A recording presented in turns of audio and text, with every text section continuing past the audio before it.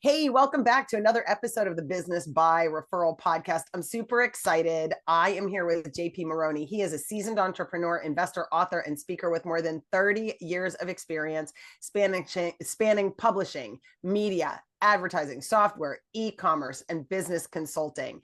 As the founder and CEO of the Moricom Group, he's helped countless organizations clarify their strategies, scale their marketing, and accelerate their growth. Known as a dynamic strategist and deal maker, JP specializes in helping companies acquire and retain customers, form powerful partnerships, you know I love that, and navigate complex business initiatives. Not so great with complexity, but we'll talk about partnerships. He's also the author of more than 30 books and learning systems, has delivered thousands of workshops, keynotes, and webinars on business growth and marketing. And he is driven by his personal mission to make money, make memories, and make a difference. I can't wait to introduce JP to you for his wealth of experience, insight, and practical wisdom at every stage, boardroom, and conversation he enters, including the one we're about to have. Welcome to the Business by Referral Podcast, JP. Thank you, Virginia. Excited to be here. Yeah, me too. So we met at Strategic Alliance Live, connected through an event by my partner and mentor, Tom Matson, which is very cool. You guys have been out and about in the business for a while, a couple of years. Yeah, for sure. Tom and I think first met another guy that we both know. We were doing a thing called JV Dealmakers, and Tom was on his list. They had done some stuff together, and this was back in probably 2008, 9, 10, somewhere in there. And Tom and I got to know each other. He actually paid to be on one of our hot seats because he's, smart guy. He's like the rest of us. We know when we're not, when we make ourselves not the smartest person in the room, we learn more. Yes, right. So he hopped on that, and we had a kindred spirit. I told you we shared a lot of things in common, including a lot of business startups, failures, wins, losses, buying, selling companies. And it's just been over the years we've stayed in touch. So I was really excited. I got the invitation from him, and then I also got it.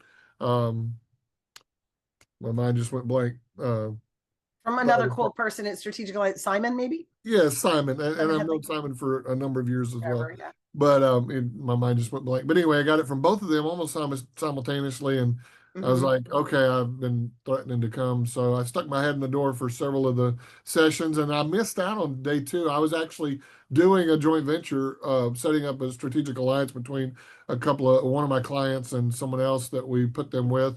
And that's what I talked about on that third day was they shipping out like 1,000 subscription boxes a month.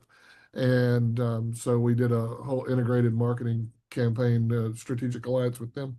But yeah, good stuff. But it's good to meet you. And I've seen that you're known for your referral strategies and business growth strategies. So I was excited to have the conversation. I've been doing the referral thing for quite a while. My business acumen started out really in Girl Scouts selling cookies, which was sort of like, I always wanted to be the number one cookie salesperson. I was really competitive about money. I loved moving money from a pretty young age. And then I went to college and I tried selling Avon. And then I quickly realized that was not a great model because they made you pay $1 for every book. So you had to invest a lot. And then every 6 weeks there was a new book. So I started doing the math and I was like, if I'm selling $7 bottles of perfume and I'm making $2 a bottle and I'm spending all this on catalogs, Avon's not making money on product. Avon's making money on catalogs. So I was like, I'm out. Quickly, it was my very first business fail was the realization that was not a great model for me. And then I did fitness training, and then I worked for Mary Kay Cosmetics for quite a number of years. And then I worked for a Sylvan Learning Center franchise. And then I bought a Referral Institute franchise, started working for BNI. My husband and I bought those franchises. So I've really been in sort of the sales and 3-foot rule, right? Like if you're 3 feet from me, we're going to have a conversation of some sort. That's just how I was raised up. And I've been doing that for a really, really long time. And as we were talking before, I think it's the number one challenge that startup entrepreneurs really have. And then the ones that are trying to advance, the ones that are really moving towards that six figures, is phone phobia. Like, Yeah, yeah, I saw I'm going to try to find it before our call ends. I sent it over. I shared it with a couple of buddies of mine the other day, and it was exactly what you said to the client that you and I were talking offline about how many times did you pick up the phone? And I saw this Facebook video, a little short or reel, and I shared it with some guys. I'm in a mastermind group. We meet each week. And he the guy on the video said something about, sorry about that. The guy said something on the video about making calls. It doesn't cost any money. You need a phone and literally a laptop. You can really get a business off the ground. And a lot mhm, of us forget that. Are we using automation tools? Are we using AI? Are we using just pick up the phone? Or I saw Gary Vaynerchuk talking about this, like film a quick video and then just text it to everybody you freaking know and say, right. hey, I'd love Hey, I'm for doing a you. new thing. I saw that too, Yeah, right? yeah, that, I, whatever. It's just being able to get it out there. But I actually have a funny Avon story. I can tell it now or I can tell it later, yeah, go but ahead. we're okay. we're here off the cuff. So Go. you mentioned being in Avon A bad one. back I in, was not good at it. yeah, exactly. Back in 2000, around 2015, we were doing a lot in the CPA, cost per lead, cost per acquisition Hmm. campaigns. And so we were running lots and lots of traffic across a wide variety of industries, niches, and all that kind of stuff, generating leads. One of the guys, my main right-hand guy that came to me, and we just hired a new media buyer, and he's like, boss, I have a strange request. This new guy has very successfully run ads and sold a lot of Avon products over the years. And I think if we throw a couple of bucks at it and see, it might be another revenue stream, and something we just flip on because he's already got the ads and everything that he's run. So I was like, fine. I didn't even think it through, but they signed me up as a rep. They put it in my name, Oh, and hilarious. they ran ads, and I think you had to sell $10,000 worth in the first 30 or 60 days or something to hit a certain Level, yeah. commission percentage, and we blew Hmm. past that. And so anyway, we were making money with Avon. Forgot all about it. Next year, something like that. I'm out in my garage, and I had seen um, a couple of boxes out there that had my name on them, and was from Avon on the label. And in my mind, I was thinking it was like a kit, like a distributor kit. So I just ignored it. Hmm. And I wasn't out selling Avon. I just had guys running ads. And so one day I come home from the office. I walk in, my wife and my two or three, all three of my daughters, I don't know, but they were all rolling on the floor, laughing, cackling.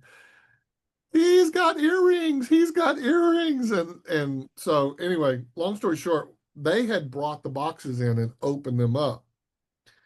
In there was several plaques, a couple of trophies, um, a trip to Bermuda, Bahamas, or something that I didn't go on because I didn't know I'd won for free. Um, I was like, um, best, top number one in sales for newcomer, top in state, top in district, top in this, top in the, we had sold a crap ton of Avon, and I got earrings. I got some makeup. Got all the plaques and all the stuff. Oh, I got this trophy, a couple of trophies, but this one in particular, it's a woman on the trophy because Right, mostly Avon, I guess, right. is women. But yeah, unlike you, I was very successful as an Right. Avon distributor. And you want to know something? I'm still an Avon distributor Uh-huh. technically, and my wife she'll tell me every once in a while, yeah, I saw like a big sale just came through the other day, and I think they're putting the money on a debit card or something for me. I have no idea. But anyway, yeah, Hilarious. Avon That's really distributors. funny. So Avon's been really good for you. See, here's a really interesting thing then. There right now, a lot of network marketing companies are really kind of suffering. So you probably could sell that. And I know the person who could help you promote that. So, Oh, sell the distributorship? yeah, well, no, sell the ad, like sell how to run the ads to make the money. Oh, yeah. Yeah, Yeah. like, and her name's Jenny Bellinger. She has the Badass Direct Sales Mastery podcast. It's the #1 network marketing podcast in the world, and she knows everybody in that industry. So if you ever wanted another revenue stream, there's an and that, my dear listener, is how deals get done in a simple conversation. You'll notice that JP and I don't have phone phobia. So No, here's and something. that's the key is I think a lot of people, and I've dealt with it myself at different times in my life.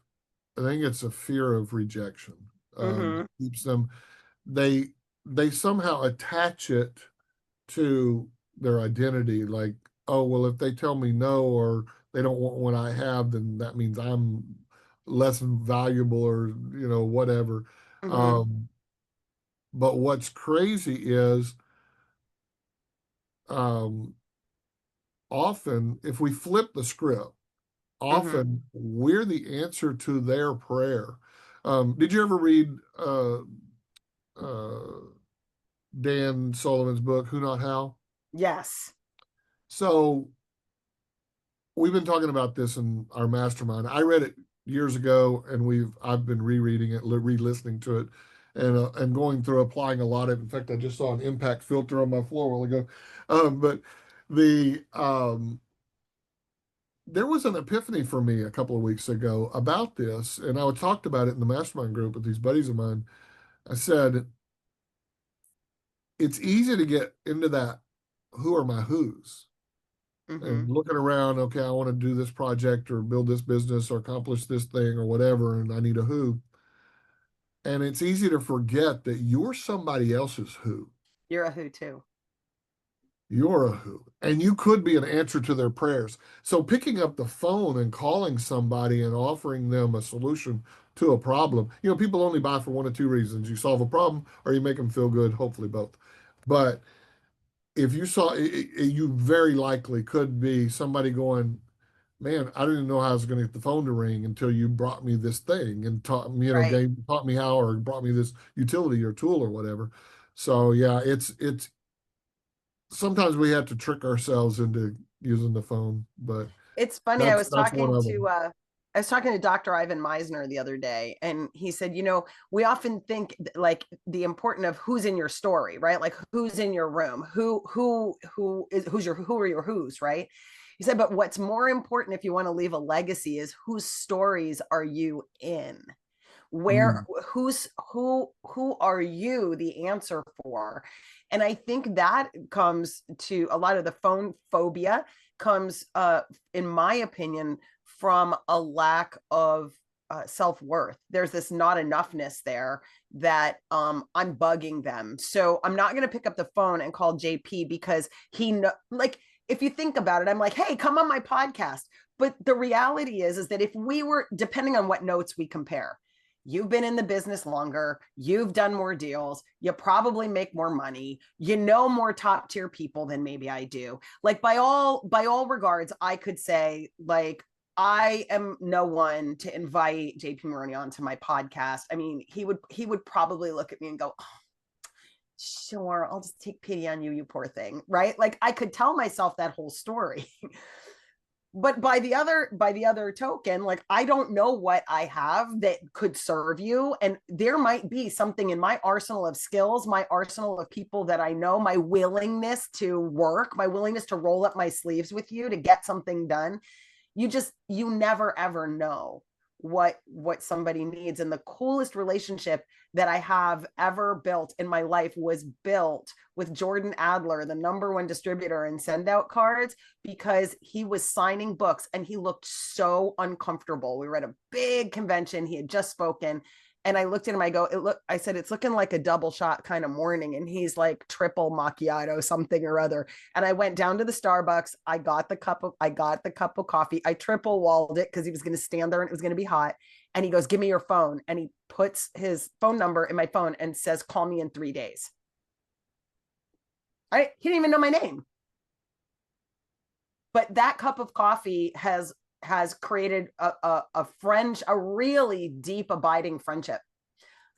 Just from that moment of a simple notice that I'm really, by all economic standards, whatever, I'm certainly not the number one distributor of anything. I don't stand at the right hand of the great guy, the great founder of whatever, but that cup of coffee mattered. 100%. By the way, great guy. Jordan's an amazing person. Yeah. But yeah, I think that a lot of times we forget how much value we bring.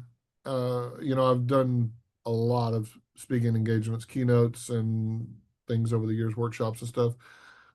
And I talked to somebody about this the other day. I've been in the shower that morning of and had this weird feeling come over me, like, now we call it imposter syndrome. I didn't know what the word was, 10, 20 years ago, 30 years ago, but we call it imposter syndrome. But I would have that feeling come over me like, why me? Like, why am I the guy? I mean, I'm being paid 5 figures and all my expenses paid, and I'm staying in the nice hotel, and I got picked up by a limo from the airport, and all this cool stuff. And I'm fixing to walk on this stage, and 100 to 500 to 1,000 sets of eyes are going to be on me, and they're going to be waiting. And that's a really tripping kind of feeling to have, and all of a sudden start to doubt. And the way I always overcame that was I would look individually in my mind at the kind of people that were going to be sitting out there. It's going to be an air conditioning contractor, and he's doing 5, 7, 8, 20, $50 million a year. And he's waking up in the middle of the night going, how am I going to grow this thing? How am I going to find the right people? Or how am I going to buy the next truck? Or how am I going to get more customers? Or the big boxes are, killing me right now, or whatever that might be that he's dealing with. And if I have a solution to that problem and that one guy walks away and his life is better, then I do have value to bring. And then you multiply that by the number of people that are in that audience. And I think it's turning it around to, how can I serve? Because you literally served Jordan a cup of coffee. Serve coffee. But how do I serve others? I've had some great relationships that have come from me being on a website and seeing a broken link or something, and I reached out and DM'd that person and said, "Hey, I don't know if you know this is happening or whatever," and that started a conversation. It was just a little serving, just give, give, give, give. My mentor used to say, and I say it all the time: the more you give, the more you get. But you got to give, give, give before you get. That's law. Right. And it's like that service to humanity, that giving to others without expectation of return, but knowing that you're going to get a return. It's extremely powerful. Which is true. And one of the things I notice at the level that we're at, right? If I say, JP, I want to help you, what do you need? You probably can come up with 3 or 4 things that you're like, yeah, I'm looking for these who's, I need a how, I need, I need a couple of this. So you kind of know, you're in the know, you know what you need. And when someone says, what do you need? You're able to answer that question. And one of the things that I find at the earlier stages, the emerging and the early staging entrepreneurs, is they're not quite sure what they need. So when someone says, oh my gosh, you've been so helpful, how can I help you? They're like, oh, pshaw, I'm good. But they're not good. But they're so insecure about their not good situation that they don't want to say, well, I really need a bottle of water. Like, I really need a thing right here, or I need to meet a person who.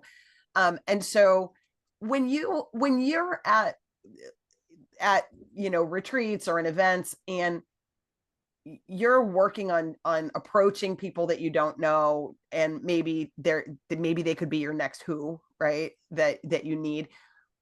What do you do to create the opening for that has some velocity to it? Because in one of my coaching calls today, somebody said, well, yeah, before I do a market research interview, like, I really want to talk to that person 3, 4, 5 times before I ask them for the interview. And I was like, no. You go, hi, JP, I'm doing a thing. I need some perspective. Will you give me some perspective? And most people go, I would love to give you perspective because asking someone for their opinion or their perspective makes them feel good. I don't need to talk to you. Can you imagine 5 times before you want to do a marketing interview because you're uncomfortable with just making that ask? Well, So how do you to navigate answer that? your question, it starts in the very beginning with the relationship, but it continues throughout. And that is, I've always had this innate curiosity, insatiable curiosity. And so I don't have a problem just asking questions and not talking about me. And when you're genuinely interested in somebody else, you may never say anything, and they go away saying, "Man, that was the most interesting conversation I've had all day." You know, and what it was is they spent their whole time talking about themselves, but at the same time, you got to know them. You built up, I think, a lot of social equity um, and reciprocity in that relationship. I just over the years, I started out building companies locally, so we didn't have internet right when we started. Mm-hmm. So it was building, I was in the advertising business and then publishing. We had a chain of magazines, and I'd go to all the Chamber of Commerce mixers and business after hours, and I'd go to the BNIs and LaTips and all of Mm-hmm. those. And um, I just early on, I think some books had a great impact on me. One was obviously How to Win Friends and Influence People. Mm-hmm. Another was How I Fell My Way from Failure to Success in Selling by Frank Betker and Betcher. But anyway, he talks a lot about that questioning, preparing your questions in advance and asking questions, and genuinely listening. Most people aren't listening, they're waiting to speak. And so if you can develop a natural curiosity, I think having a podcast is a great way to do that. I just heard an episode, I can't think of the last name. He's a mentalist. He was on Joe Rogan's podcast. Yes. Yeah. He's great. Yeah, that was a great episode. But in the beginning, or about third of the way through the episode, they talked about this. They talked about asking questions and curiosity and all. And when they said that, I saw myself in that because I hung around old people when I was young. Mm-hmm. I lived with my grandparents my last 2 years of high school and until I got married.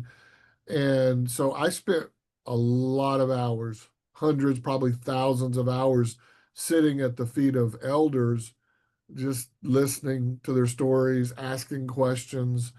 And I think a lot of my wisdom and things that I know today come from that perspective and that point of view that's different than what you get if you didn't do that. Mm-hmm. Um, but I've just always, I love hosting podcasts. I'll have anybody on a podcast. You talked about that inequity or the difference of levels, Mm-hmm. or that never matters to me.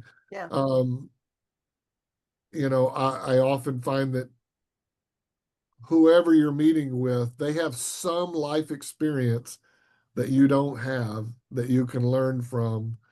And I mean, I used to say there's like three kind of people in this world. They're either stupid, smart, or successful. Stupid people never learn from their own mistakes. Smart people do, but successful people learn from the mistakes of others.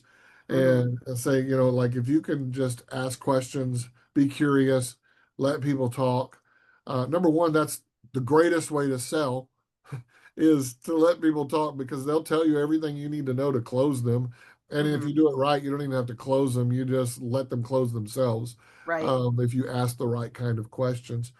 There was a guy years ago from Australia, Peter Daniels. He was a real estate developer, then wrote books, and he was speaking on a circuit in the U.S. He came to a church I was attending at the time.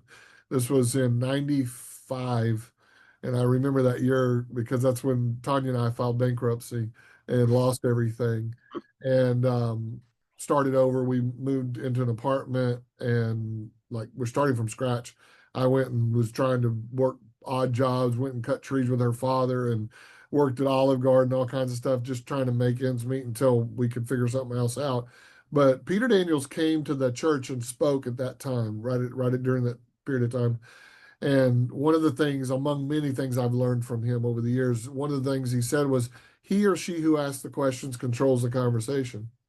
Mhm. And he said, if somebody asks you a question, you say, "Oh, that's an interesting question. Why did you ask?"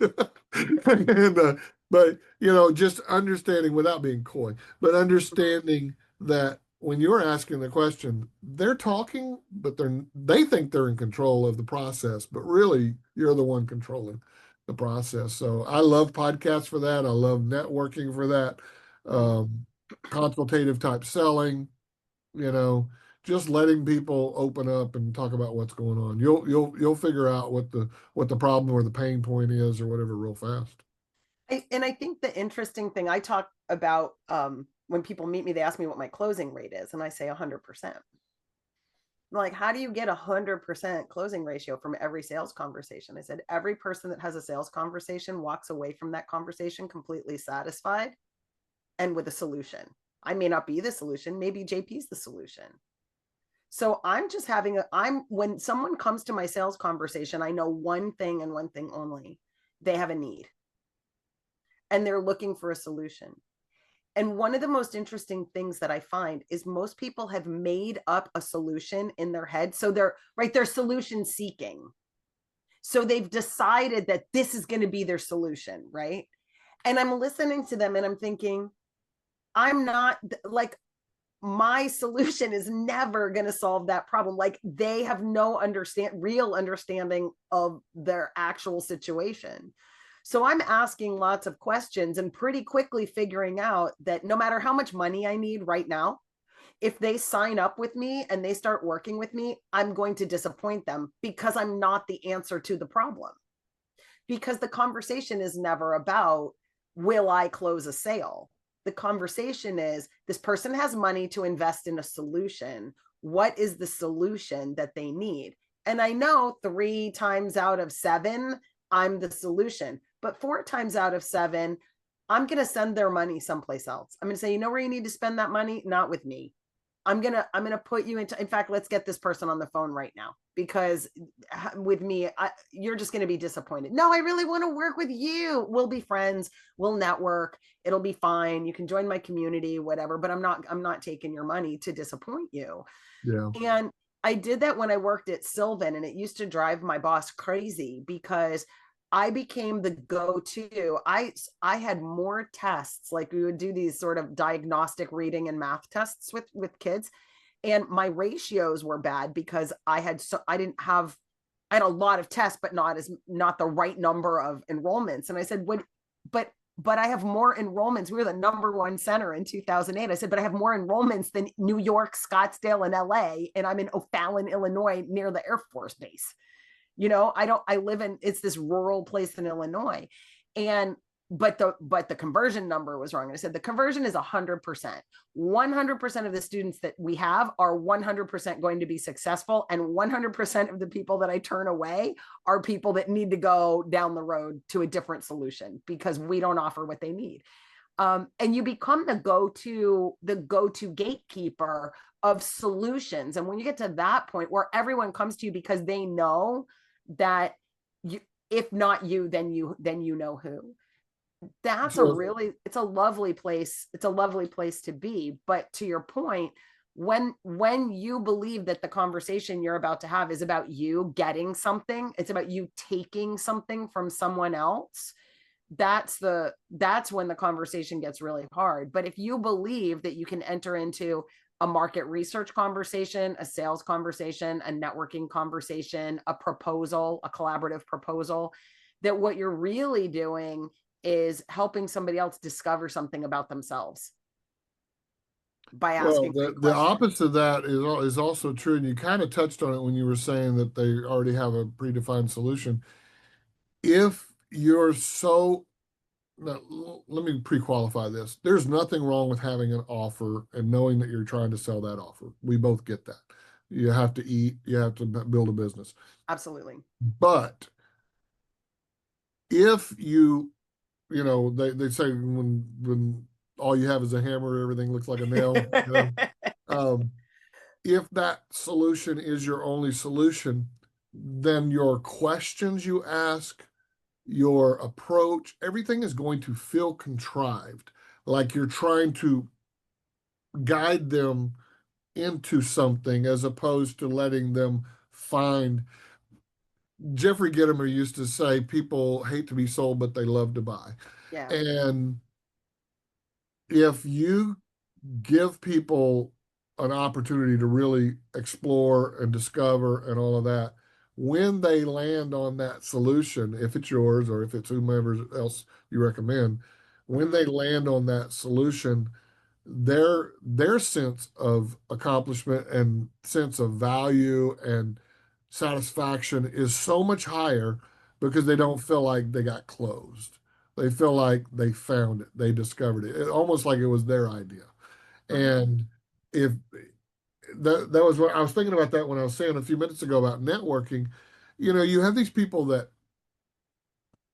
they've heard this idea of asking questions and letting people talk. Mm-hmm. And so they turn it into an interrogation, and they'll Okay, go to a my first networking question. meeting. Right. And so Okay. my first question, and now for my next question, you know, and they may not say that, but that's the way it comes across, and Mhm. it comes off as very stilted and robotic, and as it contrived, as that word I keep using is, Right. it feels like they're trying to twist this conversation to meet some end that they already have in mind. Whereas if you just start with, hey, I'm like, you know, I said, make money, make memories, make a difference. I don't care if I make money because they buy my service. Maybe I make money because I refer somebody and I've got an arrangement for an affiliate or commission or whatever. Or maybe I just send them somewhere else. And because I'm willing to do that because I know my lane, they send back their friend or other people. They go, you know who you need to talk to because he or she will always shoot straight with you. You Yeah. need to go see Virginia, or you need to go see JP, or you need to go see Tom. You need to go see that person because they're going to tell you the truth, no matter if it benefits them or not. Right. If you develop that kind of reputation, then that you win forever. Yeah, I love that. And I think the whole issue of the fear of talking to people, which is at the heart of the first quarter million at the very least, the fear of talking to your potential prospects, right? Because you really have to get out there and talk to the people in your audience, know your constituents. It's kind of political, right? Like you got to know who's voting yes, like who's out there Yeah, that could yeah. vote yes for you, right? And then at the next level, it becomes, um, hey, who can I have that will go and take my message to their network and promote me to somebody else? And in my world, the way that I look at it is most people have not only the cart before the horse, but they actually like built a barn. Like they've got the cart, they've got the barn, but they don't even know the first thing about horsemanship or like what it even eats. They haven't figured that part out. And so they're automating. They're like, oh, I gotta write this nurture sequence, and I gotta do this webinar, and then I gotta have these emails, and I have to, yes, to some extent, yes. But for me, it's sort of like you got leads, you got was it leads, offers, sales, and delivery. That's those are the four things that we need to do on our way to, on our way to seven figures, but just to get into the six-figure mark.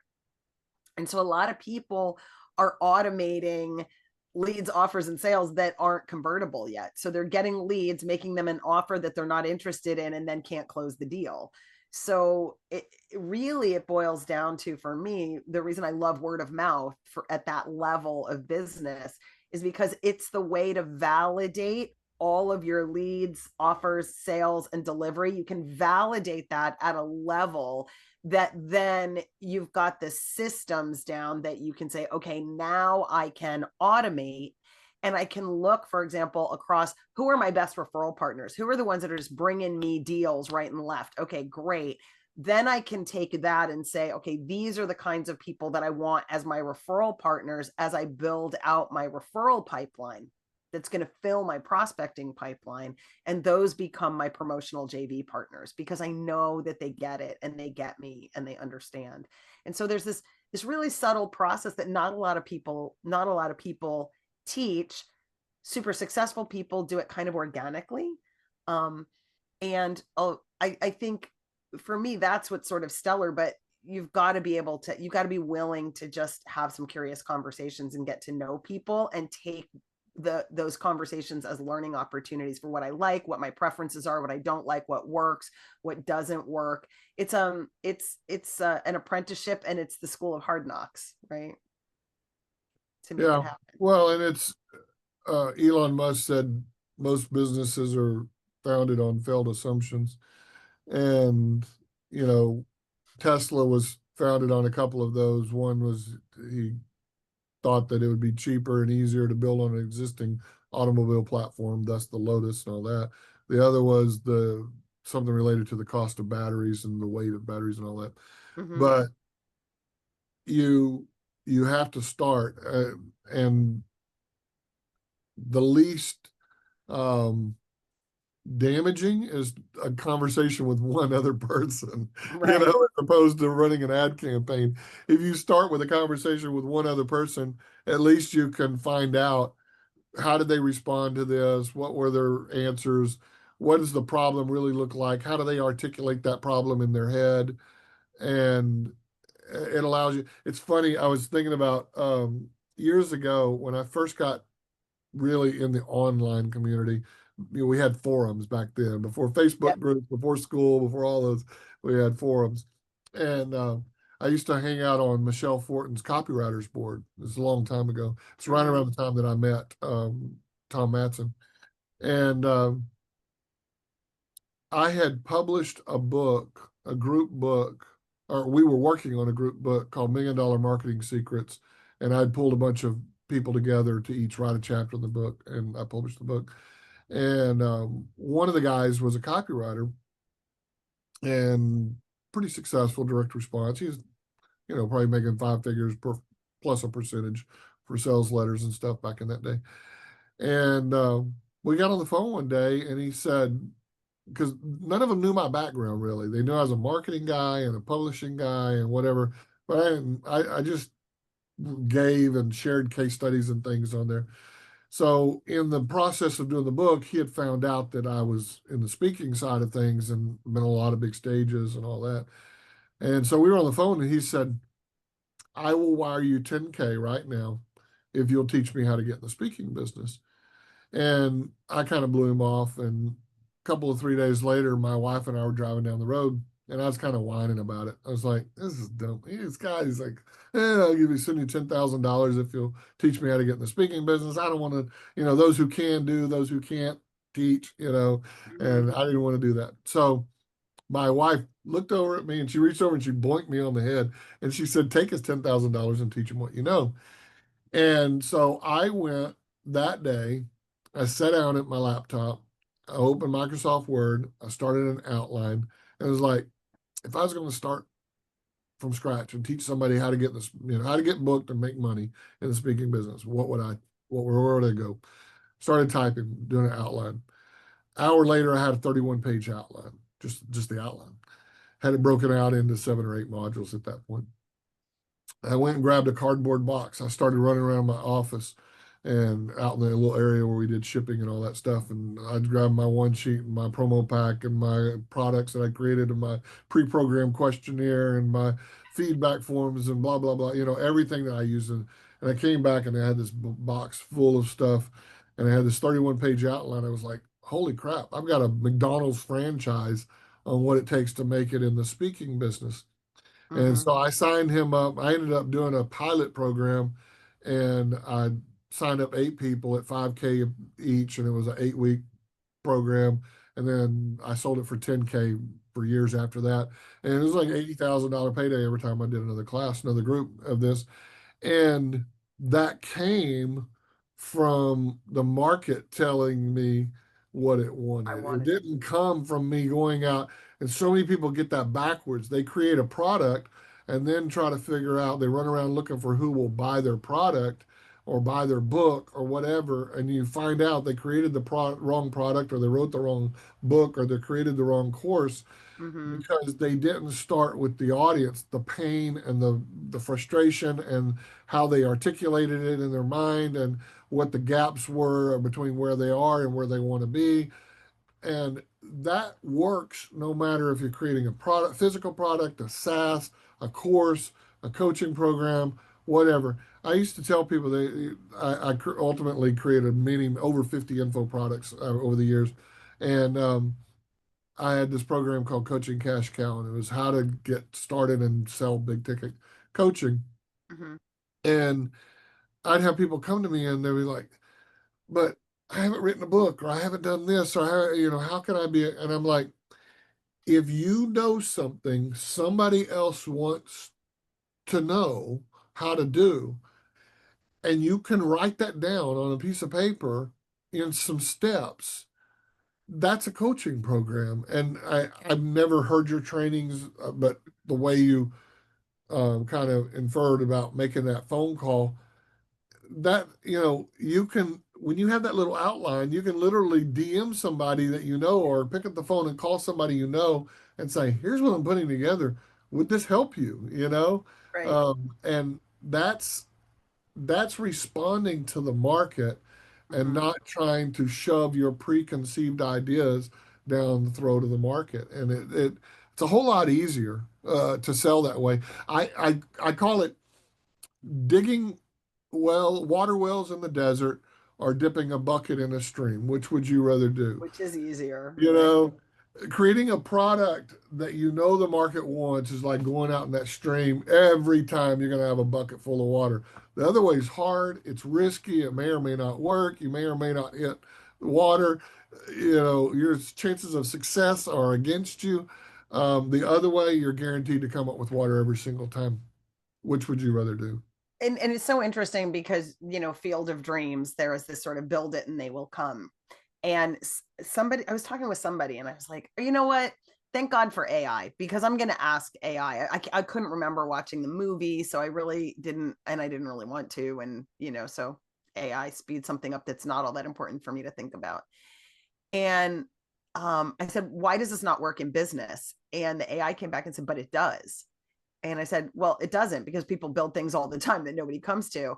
And then it pointed out that the town was ready for this. Like, the town was reminiscing, they had fallen apart. The town wanted baseball back. They wanted something. They wanted community. They wanted some form of restoration. And the demand, the anxiety and the demand for that experience is building through the whole movie, right? So the build it and they will come was the affirmation that the market is ready, the tension is there, the need is there. So when you build it, they will come because Yeah, the I should need have is said build what they want and they will come. there. Right. Well, and so what's super interesting about that is even when you look at, like, there's a Shaolin monk right now, I can't think of his name, but they're building his demand. His book isn't ready. It's not coming out till March. It's in German, but the English version that he's launching is coming in March. I can't wait. This Diary of a Shaolin Monk. Can't wait to get my hands on it, because he's out there doing the interviews. He's out there putting his content out there. He's out there, with his pithy wisdom. He's out there being intriguing and exotic. And so the thing is, he knows that he wants to launch the book, and after that there's going to be some course, right? So the plan and the plot are there, but he's building the demand, and he's noticing, right? They've got to be noticing, okay, what's getting eyeballs? How long are people staying on these reels? Which reels are the ones that seem to be resonating? With whom are they really resonating? They're focusing the pixel, they're focusing the audience, they're really gaining a lot of insight and data around who's going to buy this book, and then subsequently who is likely to attend the whatever yada yada workshop that's coming after that, or whatever the course is, or whatever comes next after that. Hormozy, masterful. 2 years that guy spent creating demand for that 2.9 million books. Oh yeah. Yeah. You know, And spending a crap ton on content creation and marketing and advertising and then I heard Ryan Pineda just briefly mention this the other day. Hormozy was spending six figures a day on ads leading up to that launch. my So understanding crazy. though, my understanding, if I could be wrong, my understanding was he started with like 25 grand, 22 grand or something. And then it produced and he just kept doing it, just kept Kept rolling it reinvesting, up. just kept Yeah. rolling it up. Yeah. And so every time he would get, he would spend 50 and get 100, he'd take that 100 and then he'd spend that 100 and get 200 and he'd invest that back. So he wasn't interested in really making money from, like, Yeah, I it think was he had a clean. positive ROAS with the VIP upgrade or whatever it was. Yeah. And so they were able to leverage up. Yeah, 100%. Yeah, Like for the it was little quite guy. a it was it was funny and he's been doing this since he started, but it was interesting to see him take a little bit of Russell Brunson and a little bit of this and that, and piece it together in Yeah. the way that he's to be well respected because the guy he became a student of the business and has done a great job.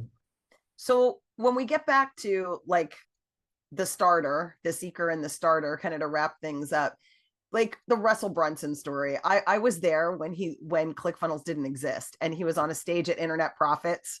I've told this story before, and he walks out in his Wow, I ripped forgot jeans. about that conference. Were you there? No, but I No. forgot about that So yeah, conference. so it was Olsher and Mendosian held this Internet Profits, and Christian Michelson was there. The whole bunch of all the guys were there, and I was a newbie. I was just like little green behind my ears and just getting out there. And we're all sitting in the audience, and Russell, Olsher and Mendosian, they're just giving Russell a chance to get up and just be like, "I'm doing this cool thing," little market research, right? So he's out there and he's explaining how he's like what his philosophy is and what it occurred to him. And so then it occurred to me, and then I did this, then I did that, and then I ran my credit card, and then I took screenshots, and then I blah blah blah. And I was like, then I built the templates and ta-da, ClickFunnels. The whole audience is like twitching, like they want this thing, right? Because what's the one thing we're all struggling with? We're all struggling with these freaking landing pages and with the API and the integration with the MailChimp, with the Bluehost, with the whatever. Oh my God, right? So there's all of a sudden there's this solution for the frustration that we didn't even know we had in the room. And everybody's like, Russell, how much? How much? And Russell, he just all of a sudden he's like a deer in the headlights, and he's like, I don't know. He's like, I don't have an offer. I don't have anything to sell. And Ulster like runs on the stage and he's like, well, thank you very much, Russell. Right. Next morning, they've ironed out an offer and a rev share and whatever. And Steve's like, remember how much you wanted that yesterday? And everybody's like, yeah. And he's like, stand up. And everybody stands up. He goes, go to the back of the room. The forms are there now. And That's everybody funny. stood I up. had not heard that. That's so cool. So It you were was there when they launched ClickFunnels. I was there the day Russell made the offer for the platform that didn't exist. That's really amazing. It was really Yeah, crazy. and you're right. It's when you think back what was available AWeber and like what was available then compared to now. That's crazy. Yeah, there was very little. So anyway, it was just, it was a blue ocean opportunity for him. He was smart enough to figure it out. And then he had two smart guys who are like, oh my God, I could only imagine Alex Mondosian standing like behind the scenes and watching the audience and thinking there's $3 million in this room right now. Like, how are we going to get that? 100%. How are they need to open their wallets. Like, how are we going to get them to open their wallets? Cause it's right there, but it was a really great experience. So we'll take it back to to the little guys just starting, trying to figure it out, trying to get through. Give them three things, like do these three things well for the next 12 months, and you'll get to that six figures, 150, 200, $250,000 mark. What three things? Well, if they don't already have a business figured out, that's one thing. If they have a business figured out and they're trying to get it Yeah. going, that's another. So which one would you like me to address? So most of the people that are listening, like most of the listeners, are in what Alex Turfin would call the seeker phase. They're making 40,000, 50,000. So they've got something going, maybe some one-on-one coaching, maybe they got a little membership site. They've got something that they're doing, but now they're ready to grow. They're not ready to scale by any stretch. But they need to stretch and grow. But they're learning a little of this and learning a little of that and doing a little of this and networking a little over here. So they're doing all the things, but there's not the money's not showing up. And some of them are even starting to get burnt out on the coaching industry because they're just not making headway. Yeah, yeah. That world is crazy, and I think that world's in a great state of flux because of AI, certainly. But yeah, I mean, the biggest thing for me when I was at, let's say, that sub $100,000, Mm-hmm. um, the the fastest way is to sell dimes for dollars.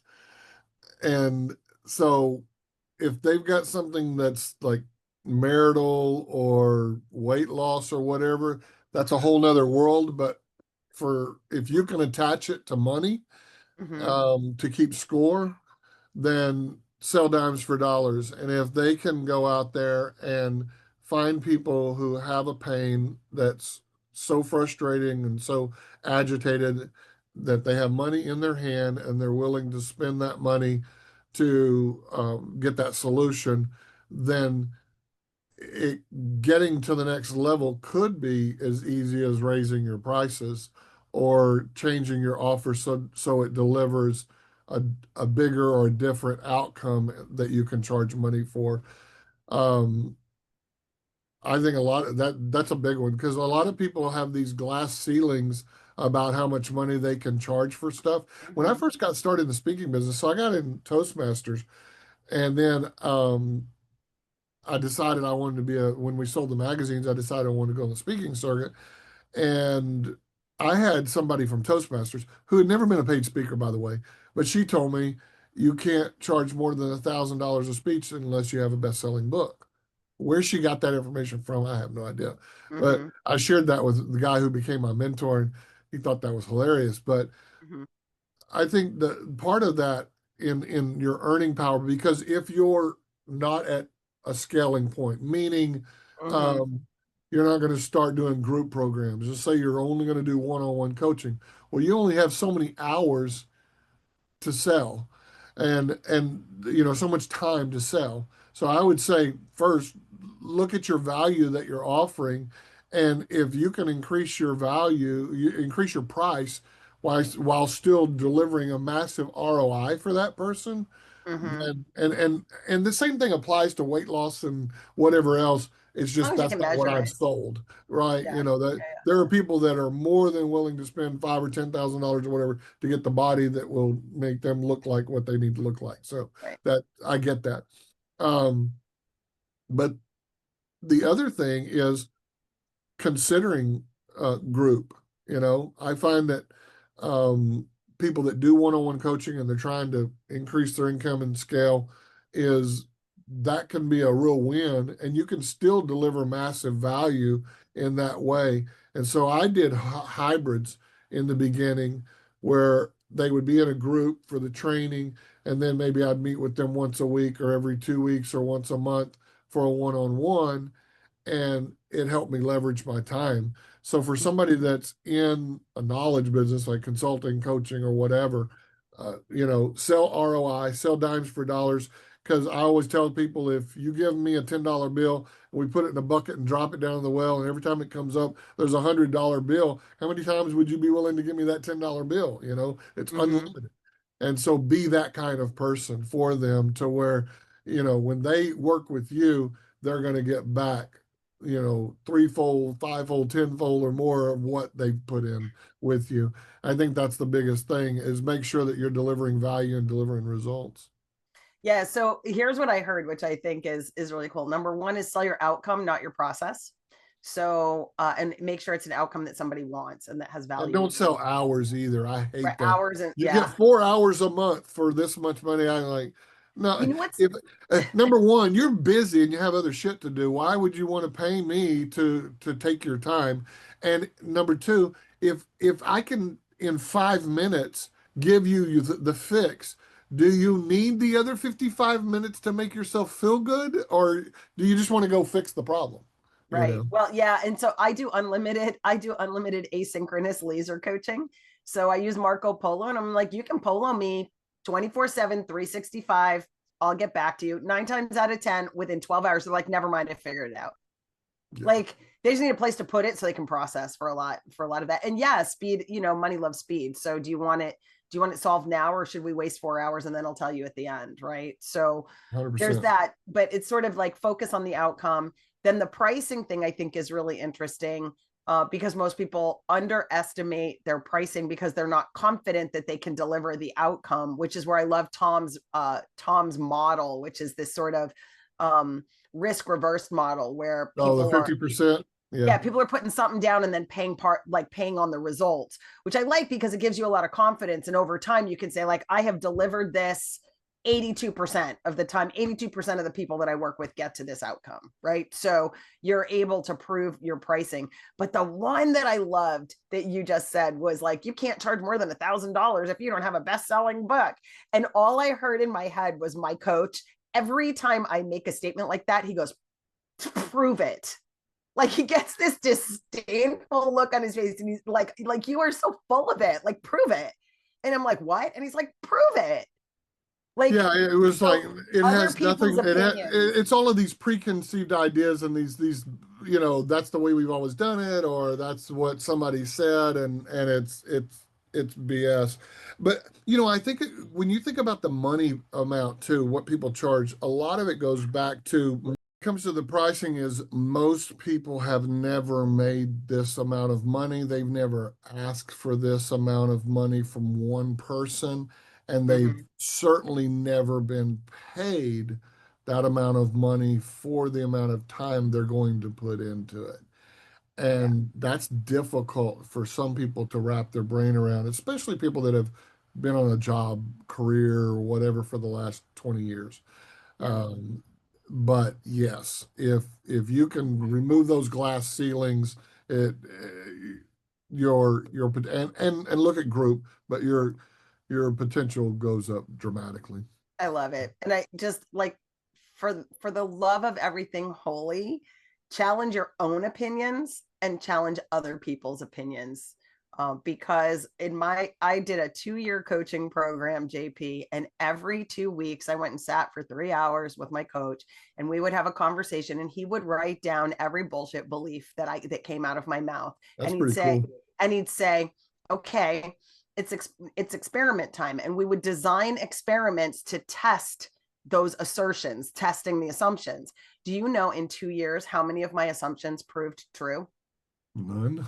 0. Yeah. Not a single one. Every belief that I had, every opinion that I have, every assumption that I made was a limiter on my thought. And we lie to ourselves a lot. It was just crazy. So JP, my God, we could probably talk for another hour, but our time has come to an end. So thank you so much for sharing all your expertise and your wisdom. I really look forward to being a value add to your network. And thanks again for being on the show. My pleasure. My pleasure. Thank you. All right. And for you who is listening, please go to bbrpodcast.com, go to the gift vault, and grab the goodies that we have for you there, including the Business by Referral Blueprint, which is the 6 essential things you got to do if you want to build a network that builds your business. And until we meet again, be remarkable.